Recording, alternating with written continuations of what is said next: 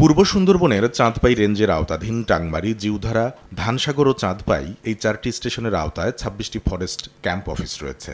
Station থেকে অনুমতি নিয়ে এ সকল ক্যাম্প অফিসের নদী ও খালে জেলেরা মাছ, কাঁকড়া, গোলপাতা ও মধু আহরণ করে থাকে।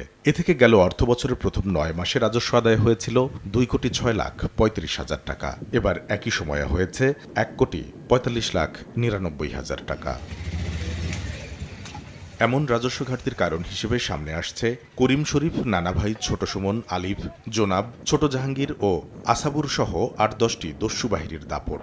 তাদের তৎপরতা বেড়ে যাওয়ায় বনে যেতে সাহস পাচ্ছেন না জেলেরা। অনেক জেলে মহাজনদের কাছ থেকে দাদন নিয়ে জাল নৌকা তৈরি করলেও এখন ঋণের চাপে দিশেহারা। জীবন ও জীবিকার তাগিদে অবিলম্বে সুন্দরবনকে দস্যুমুক্ত করার দাবি তাদের। গ্যালিনি ওদের হাতে ধরা পড়তেই হবে।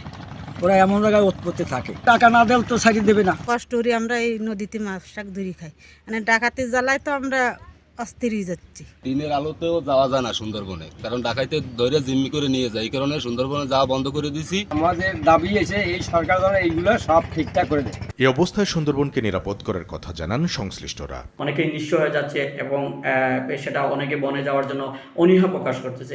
সেই কারণেই মূলত আমাদের রাজস্বের উপর প্রভাব পড়ছে। 2024 5ই অগস্ট পরবর্তী প্রেক্ষাপটে এখানে বেশ কিছু দস্যুতা কার্যকর সুন্দরবন সৃষ্টি হয়েছে।